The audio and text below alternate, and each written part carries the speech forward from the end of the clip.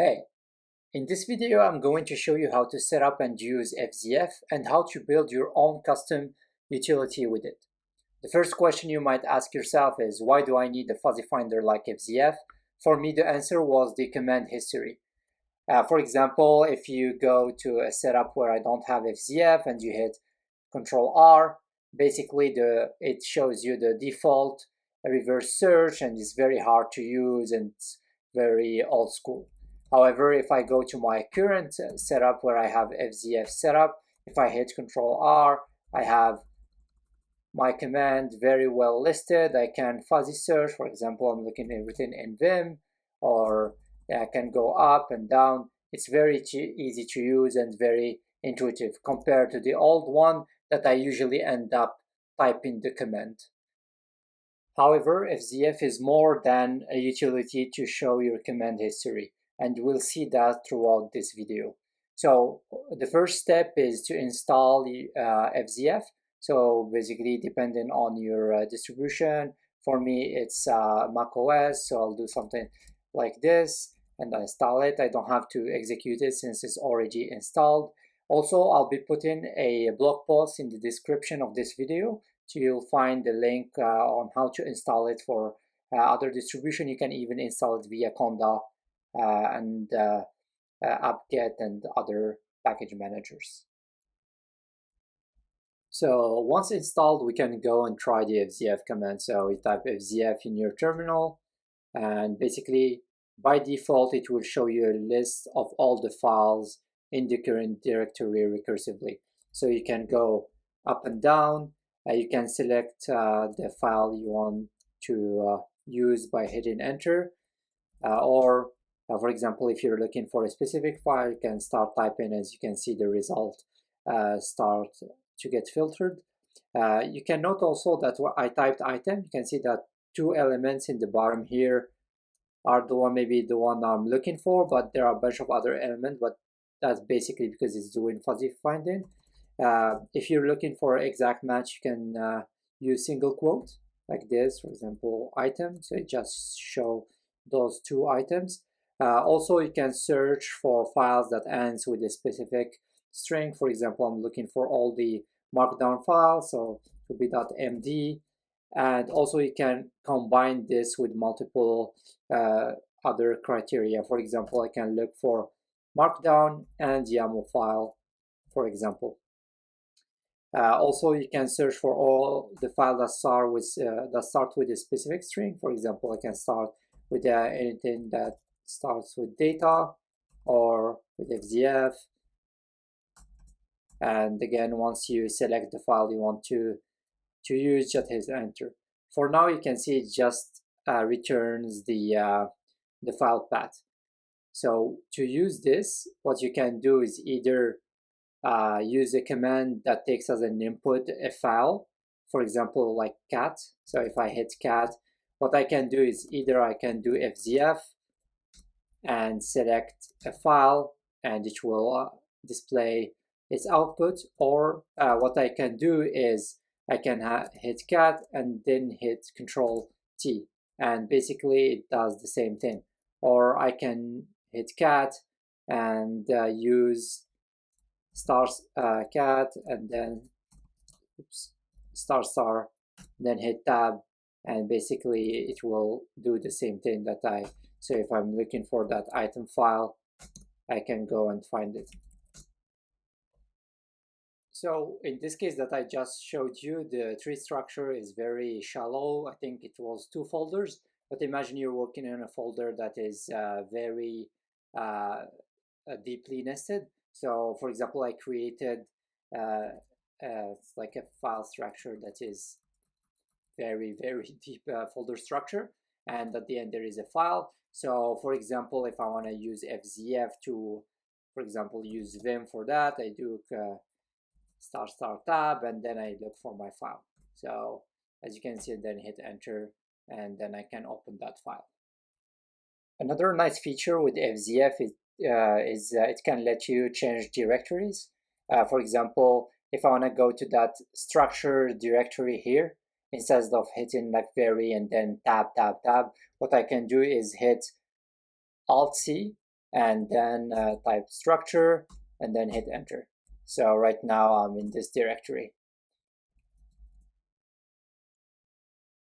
Another nice feature is the multi-file selection. So let's say I want to delete some files with some specific extension, for example, .tmp, and I don't want to do one after the other individually. So what I can do, I can use the rm function, and what I have to add is the m argument for multi-line.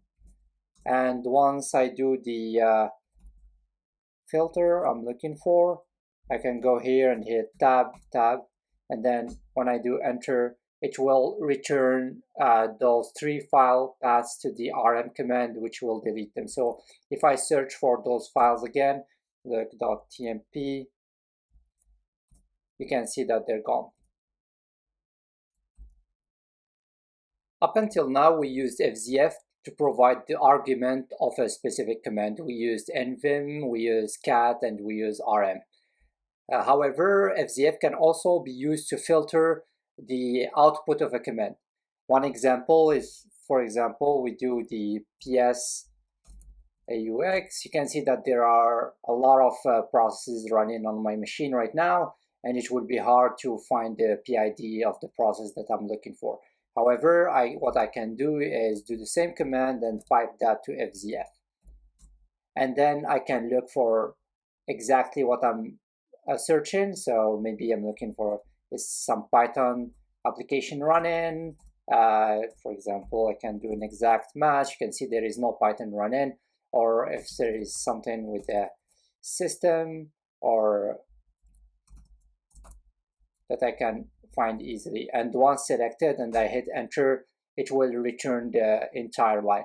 And here, for example, if you want to filter the PID, which I think is this segment number, you can always use a awk command, and you do a print. I think this is the $2. And if I use, for example, this one, so this 137 is the PID, you can see that it's the 137 that got returned here.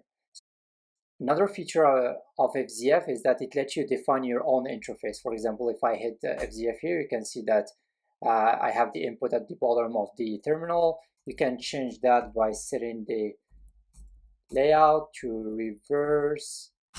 I can see now it's at the top of my terminal. Also, if you don't like the fact that it takes too much space in the terminal, basically it's taking the entire buffer, you can set the height to maybe 50%.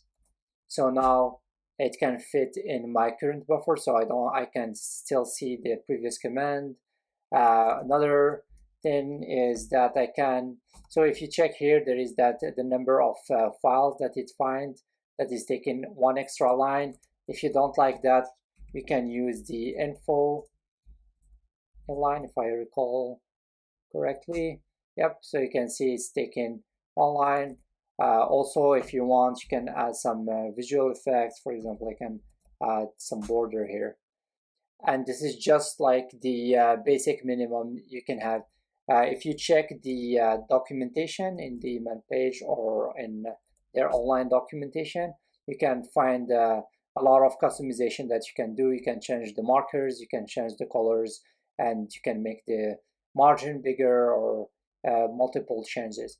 Also, as you can see that yes, you can define this each time you want to call Fzf, but another option is that you can set the Fzf default option to the values you want to do. So in this case, these will be the values.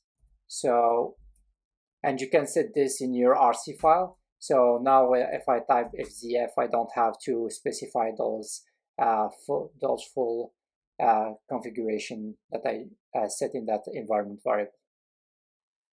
So now let's create our own utility using Fzf. So let's define a small workflow. Let's say that I have a Python file here that take a single a single argument, which is the train file path. And then what it does is it checks if it exists. If it does not exist, it will throw an exception. If it exists, it will print this message here. And my data is in the data folder, and it consists of some JSON lines files. Some of them are big and some of them are small. And what I want to do is I want to be able to call that train.py file and select one of the data files that I have in that folder. And while doing so, I want to be able maybe to delete some, and also I want to preview the files as I'm selecting. So the first step would be to list all the files that are in that data folder, and that ends with the JSON-L extension, right? So to do so, we can do ls data star.jsonl, right? And then what you can do is pipe that to Fzf. So now we can select, as we did in the ps command example. So when I hit enter, it will select that file. So like I said earlier, I want to see the preview of that file before using it. So what we can do is use the head command, since some of the files are very large and I don't want to print them, since it might take all the buffer or even more. So what we can do is use the head command. So data set, and maybe one of them. So it will show by default, I think it's 10, but I think 1 is enough. So we can do head -n1 and then data set 10, for example. So it will just show 1. And we can go a step further and pipe this to GQ, so it's well formatted. So now we can put this together. So the command that we use is this, and we can use the argument preview, and we then add the same command that we did. So it's head and then 1, and to put like the file that is currently selected in Fzf, it will be this 2 curly brackets here, and then you pipe that to GQ and dots. Boom. So here is the output. So as you can see, there is a preview on the right side of the terminal. However, it does not change because all the files are pretty much the same. I just copied over the same file over and over. So to make sure that it's working, let's go to that data folder and let's maybe edit one of the files. Say 10 JSON-L, and let's say in the input maybe we can say hello Fzf, for example. Save this, and if we execute the same command again, and then if you see here like that hello Fzf that we just put, so our command works perfectly. So another requirement that I wanted to do is maybe I wanted to delete a file, let's say that is selected. So let's say that in the example above, that here, oh, this was like an example file and I want to delete it, and I want to delete it without having to go outside Fzf. So what I can do is use the bind command. So basically what I can do is bind a shortcut to a command. So in this case, I'm gonna use tab as the shortcut, and then I can say execute, and then provide the command that I want to execute. In this case is rm, and then the curly braces again. So same as preview to replace with the currently selected line. So if we hit this, then we can go, okay, there is a problem with this. If I hit tab, you can see that right now that file no longer exists. So if I go up and hit enter, it will select like a valid file. So now that we have the file selection ready, basically this command, we can execute it as part of calling our script. So if our script, we're calling it this way, I can put this like this, and then I think we should be good. So for example, if I select the 13, you can see that the Python script show this as training using that file that we selected. What we can do also that I usually do in my project is I create an alias, like maybe call it my train, and then what I'll do, I'll just take this and put it in the I think it requires some quotes, and I think we need to replace this one like this. So if I do my train now, for example, I select the 15, it executes the script. And that's it.